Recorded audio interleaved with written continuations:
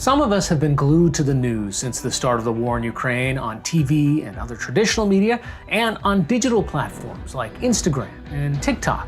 Updates on the Russian invasion and Ukrainian resistance are all over social media, and we can't take our eyes off it because it's compelling news. But as we scroll, we need to be on the lookout for stories that appear to be legitimate news or blog posts from people like ourselves, but are in fact targeted disinformation. You may see stories echoing Russian President Vladimir Putin's claims that this is not a war but a, quote, special military operation, and that Ukraine is escalating the conflict, or explainer videos about how the Ukraine government has been taken over by Nazis, or articles accusing the US of setting up biowarfare labs in Ukraine. Claims like these are easily debunked, but viral social media posts that treat them as fact are nevertheless dangerous. Where does this disinformation come from? The short answer is, it comes from Russia. Russian propaganda has a deep history. For decades, Russia has used propaganda as a weapon against foreign nations and also its own people. And the emergence of social media in recent years has heightened its ability to spread disinformation far and wide and fast. How has traditional Soviet-style propaganda evolved into the modern social media-based disinformation that we see today?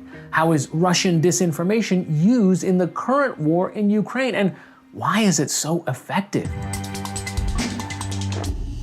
To help answer these questions, I spoke recently with Clint Watts, Distinguished Research Fellow at the Foreign Policy Research Institute, Non-Resident Fellow at the Alliance for Securing Democracy, and National Security Contributor for NBC News and MSNBC. Clint knows all too well how convincing Russian propaganda can be. Russians are there very quickly every morning. They're voluminous in their messaging. They are very consistent with that messaging. It makes them particularly effective, even though they're not really committing that much resources. It's his job to research terrorism, counterterrorism, social media influence, and Russian disinformation. He even wrote a book on the subject. He has witnessed firsthand Russia's tactic of placing a kernel of truth at the center of a web of lies to make it all seem true. In the 1980s, as the Cold War was coming to an end, the KGB successfully started a disinformation campaign that blamed the US for the AIDS epidemic, accusing the Pentagon of genetically engineering HIV. That was from an academic journal. They took just a kernel of truth. They then wrapped stories around it. They put a bogus expert on top of it, and they proliferated around the world. That's happened exactly the same way today, with claims that there are biolabs in Ukraine. There is a kernel of truth that the U.S. worked with Ukrainian research facilities to close it down. They wanted to close these down just for safety purposes, but it had nothing to do with the biolab. These were medical research facilities. But that kernel of truth is what helps power these conspiracies forward. Oftentimes in the early days, when they were less sophisticated, they would literally create personas that looked like Americans, which were operated from Russia, and the content they would share would be Russian overt propaganda.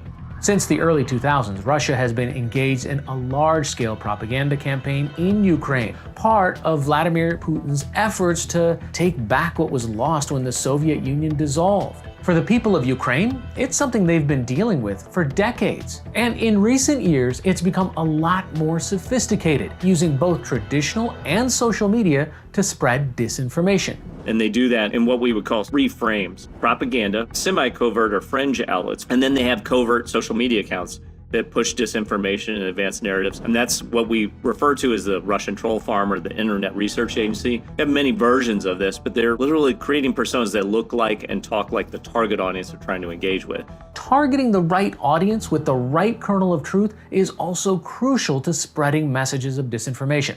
For Russia, there are three distinct groups it wants to reach: Russia, Ukraine, and the West.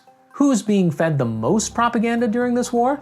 That would be the Russians themselves. So in the Russian language on Russian platforms inside Russia, they get a very different view of what's happening in Ukraine. Mostly they've been trying to justify why they need to invade because it's a defensive action. They don't make it out as if they are invading. They make it out as if Ukrainian interests are projecting into Russia or threatening Russia, and therefore they must do it as a defensive operation. Instead of hearing that Ukrainians are against the invasion of their country, Russians are being fed the message that their neighbors to the west want them there. They're also being told that those living in Ukraine who speak Russian and identify with their culture are being marginalized and attacked, even killed, making this unnecessary mission to save them. By taking that approach, which is known as calamitous messaging in their playbook, that if you shock an audience with fear around nuclear, biolabs, chemical, a COVID-19 pandemic, whatever incites fear, when people are scared, they tend to believe things they would not normally believe. All of this comes together psychologically with humans and with algorithms to make a very devastating sort of alternative reality in the information space. And after Russia attacked a nuclear facility in Zaporizhia, Ukraine, the Kremlin claimed that their military seized the facility to prevent Ukrainian neo-Nazis from, quote, organizing provocations fraught with catastrophic consequences.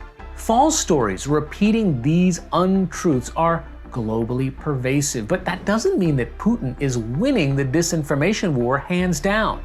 Do you think that Putin's made any mistakes here? I mean, there are certainly people who think that he's losing the disinformation war.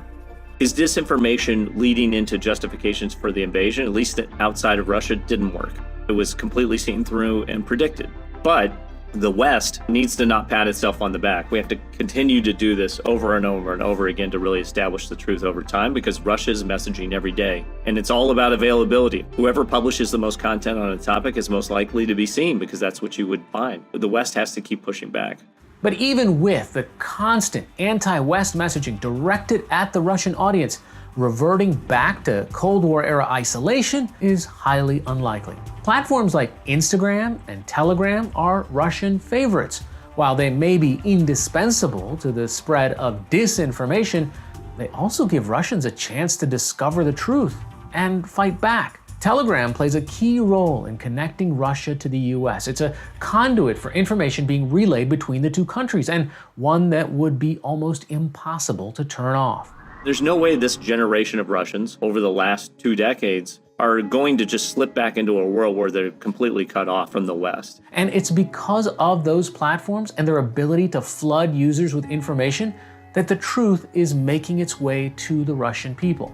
There's been footage of Russian attacks in Ukraine, what is probably Russian war crimes, Russian police or security forces going and knocking on people's doors saying, hey, you need to take that post down. When you look across the board at that information slipping in, it'd be very difficult to control once Russians start posting it. You might remember the doctor from Wuhan that really talked about COVID-19 the first time. There were so many responses and so many people confirming what they were seeing in Wuhan that the Chinese state apparatus, which is way more powerful than the Russians, could not control it anymore. So I think we'll see a Wuhan moment in the Russian information space coming very soon.